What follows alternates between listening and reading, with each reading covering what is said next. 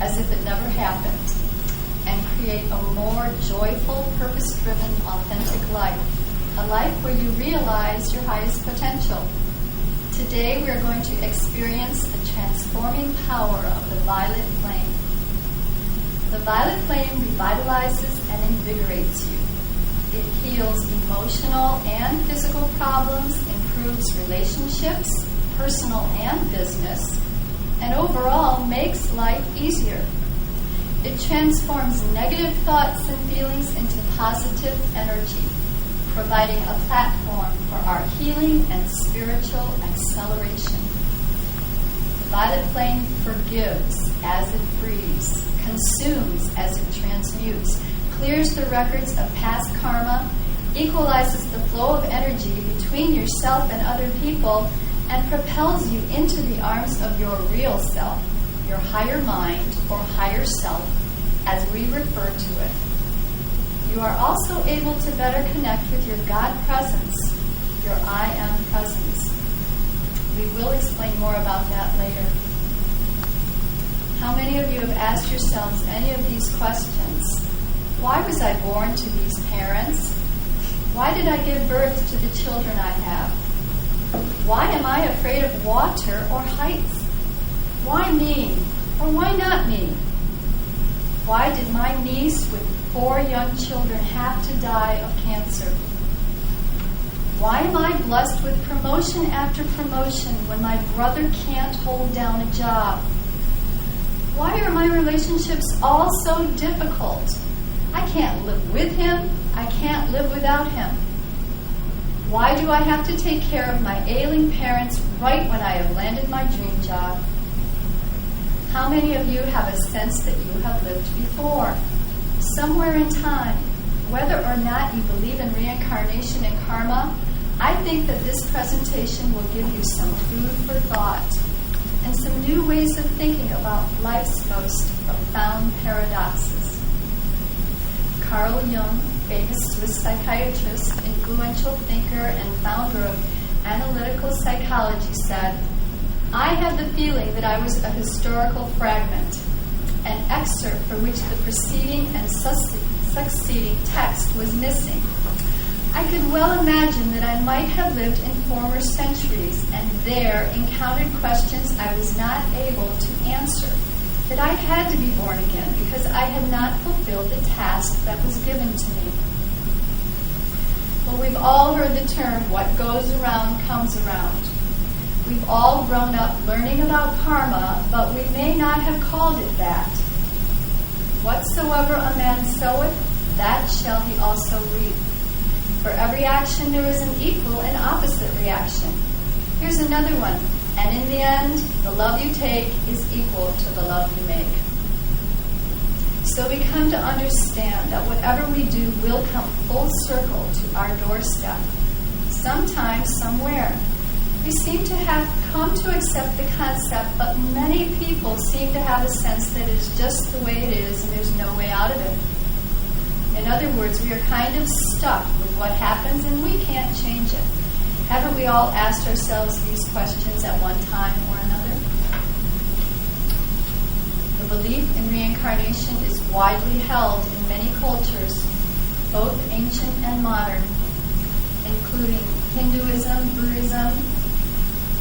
Although this fact is unknown to many Westerners before the advent of Christianity, reincarnation was also a part of the spiritual beliefs of many of the peoples of Europe, including the early Teutonic tribes, the Finns, Icelanders, Lapps, Norwegians, Swedes, Danes, early Saxons, and the Celts of Ireland, Scotland, England, Brittany, Gaul, and Wales.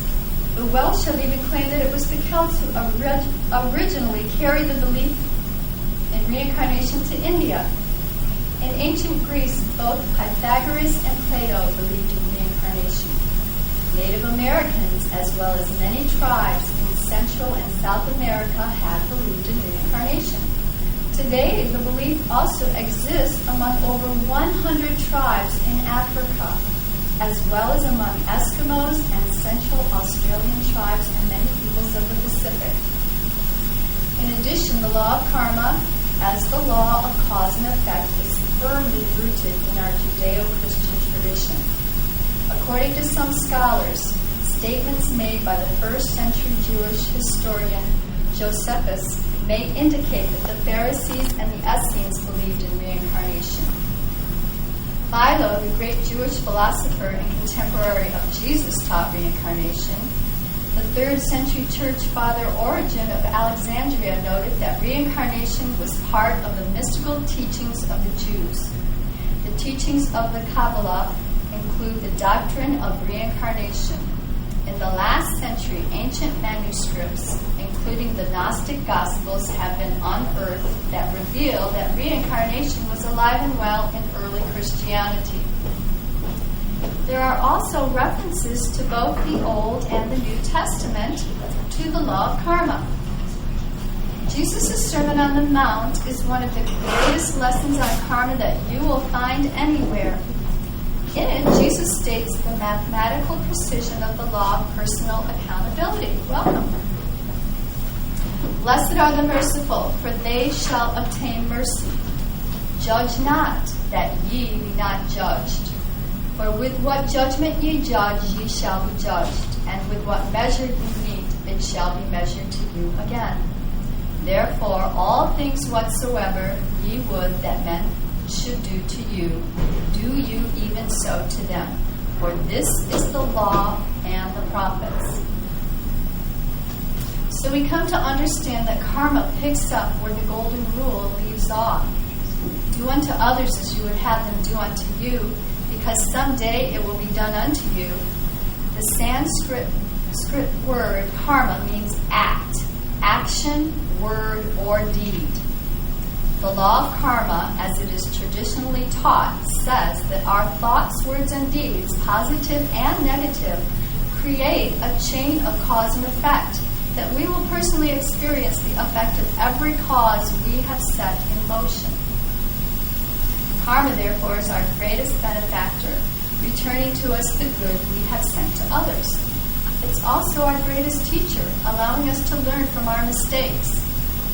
It is also a law of love and not of punishment, because it gives us opportunity to correct where we have erred.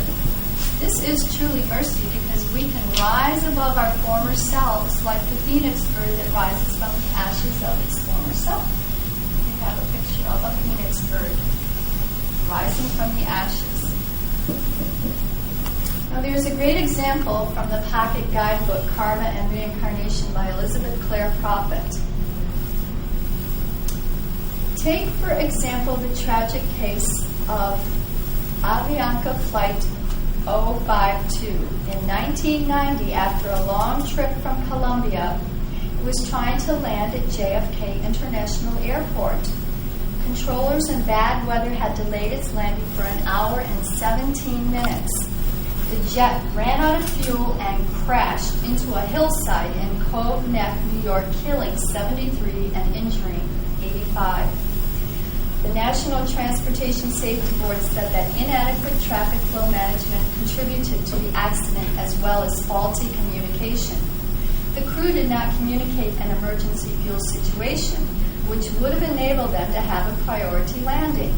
The official transcript of the cockpit voice recorder shows that the first officer, who had the job of communicating with air traffic controllers, told the control tower that the plane was low on fuel, but he never used the word emergency, even though the pilot directed him to. In karmic terms, the first officer was at least partially accountable for the deaths and injuries of those on board. Having died in the crash himself, how would he be able to pay his debt to the people harmed by his negligence? Would God send him to hell? According to the law of cause and effect, the law of karma, here's one possible scenario. He will mercifully be allowed to reincarnate and have the opportunity to work in a position where he can serve those who had suffered. The passengers whose destiny in this life may have been cut short through this accident will also be given another opportunity to live and complete their soul journey.